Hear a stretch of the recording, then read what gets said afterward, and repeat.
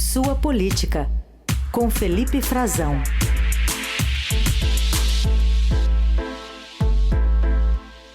Em destaque, assuntos desse início de governo Lula. Oi, Frazão, bom dia.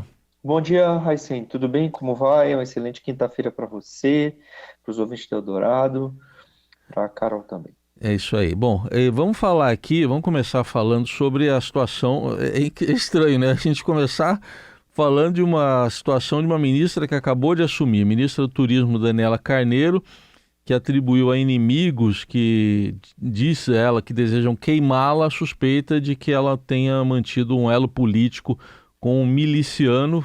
A reportagem do Estadão, inclusive você assina hoje aqui no Estadão, flagrou essa troca de mensagens. Como é que está a situação dela no governo que mal começou? Pois é, Raicen, a gente teve aí com o trabalho articulado do nosso fotógrafo também, o Wilton Júnior, né, que conseguiu capturar essas imagens, trazer um pouco do que está pensando a ministra do Turismo no Estadão, e vamos contar um pouquinho aqui para o nosso ouvinte também.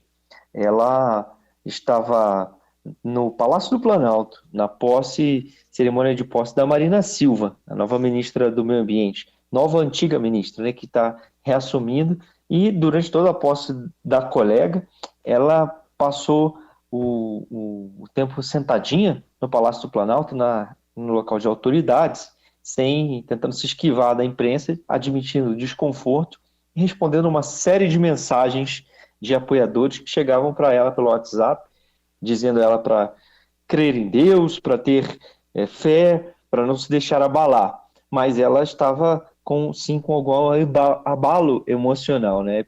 De algum momento ela tentou até dizer que não era dramática, que tudo isso vai passar quando começar a trabalhar, que o trabalho dela vai abafar notícias ruins. Mas a um desses interlocutores dela, ela informou isso, né? Ela disse, olha, isso aí são inimigos querendo me queimar, mas eles não irão conseguir. E aí ela deu a resposta clássica, né?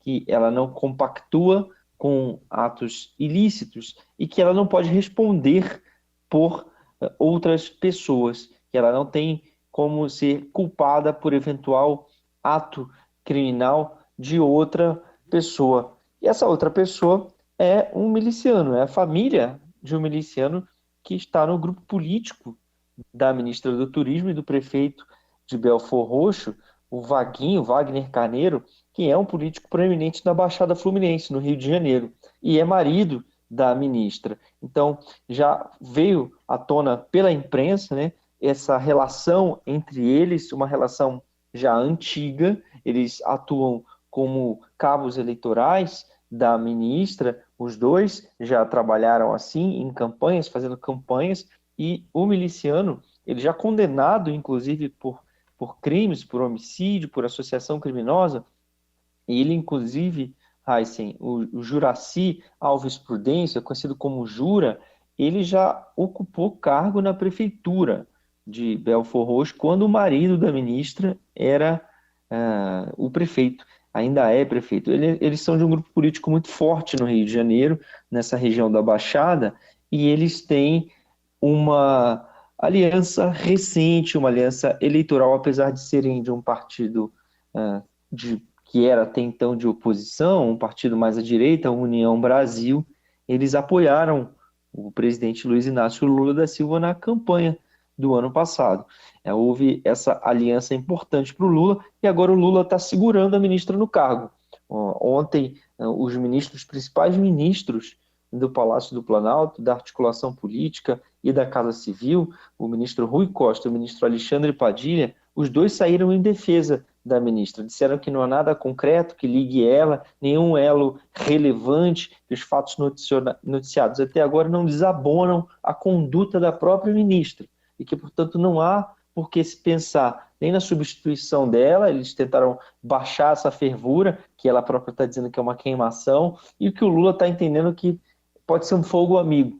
E, portanto, Lula não vai trocar a ministra por enquanto, ao menos por enquanto, até que se prove que tenha algo mais grave na avaliação do PT. Claro que seria muito ruim uma substituição no cargo de ministro logo na primeira semana de governo, mas também é perigosa essa relação que da ministra, que chegou no cargo, Heisen, de ultíssima hora, de madrugada, ela soube de madrugada, foi confirmada a nomeação dela na madrugada do anúncio, ela veio correndo para Brasília para conhecer o próprio presidente mais um pouquinho melhor, né, conversar com ele, conversar com os integrantes do governo, ela estava completamente fora, e até os últimos momentos ainda havia uma certa indefinição se o União Brasil indicaria ela para o Ministério do Turismo, para o Ministério das Comunicações, e ela acabou trocando de pasta, né, trocando de lugar na esplanada com o deputado Juscelino Filho, que acabou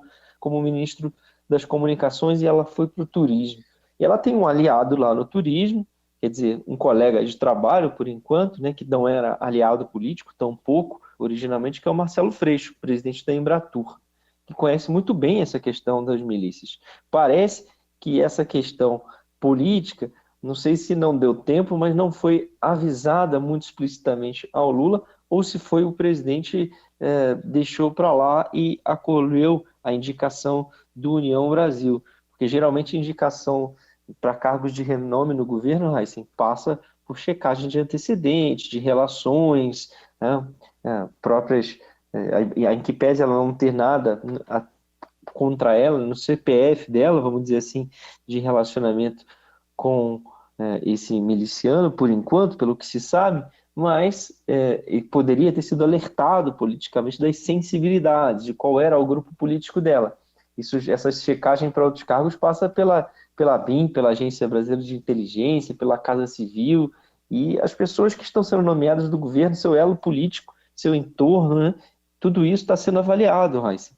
E esse episódio ficou esquecido, provavelmente porque não deu tempo, provavelmente porque foi um processo bastante atropelado a indicação dela, porque o Marcelo Freixo, presidente da Embratur, que está deixando o PSB e está se filiando ao PT, anunciou isso ontem, ele era o mais cotado também do grupo político da esquerda para assumir o próprio Ministério do Turismo, ficou sem cargo, ele conhece muito bem, porque ele foi presidente na Assembleia Legislativa do Rio, da CPI das milícias.